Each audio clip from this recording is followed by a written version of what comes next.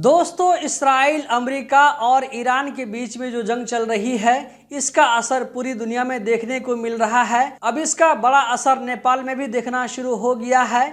इससे पहले तक नेपाल में पेट्रोल और डीजल के रेट ज्यादा हो चुके थे। यहाँ तक कि आज जो मैं वीडियो रिकॉर्डिंग कर रहा हूँ, तो आज का जो रेट है नेपाल में बहुत सारी जगहों पर पेट्रोल का दाम 200 रुपए नेपाली के आसपास में है, कहीं कहीं पर 200 रुपए से ज्यादा हो गया है। तो इन तमाम चीजों को देखने के बाद में नेपाल गवर्नमेंट की तरफ से एक नया डिसीजन लिया जा रहा है। वो ये कि अब से नेपाल में सरकारी छुट्टी 2 दिनों की होगी। आज से पहले तक नेपाल में हफ्ता में सरकारी छुट्टी सिर्फ 1 दिन होती थी, और वो शनिचर के दिन। लेकिन अब से जो शनिचर आएंगे तो शनिचर के साथ में इतवार को भी छुट्टी की जाएगी, ताकि पेट्रोल और डीजल की खपत को कम से कम किया जा सके। यहाँ पर आप लोगों की जानकारी के लिए बताता चलूं कि बांग्लादेश में इससे पहले ही इसके बारे में कदम उठाए जा चुके हैं। यहाँ तक कि मार्केट और शॉपिंग सेंटर में शाम 6 बजे वहां पर दुकानों को बंद करने का रूल लागू किया गया है। इसी के साथ साथ वहां पर जो काम का ड्यूरेशन है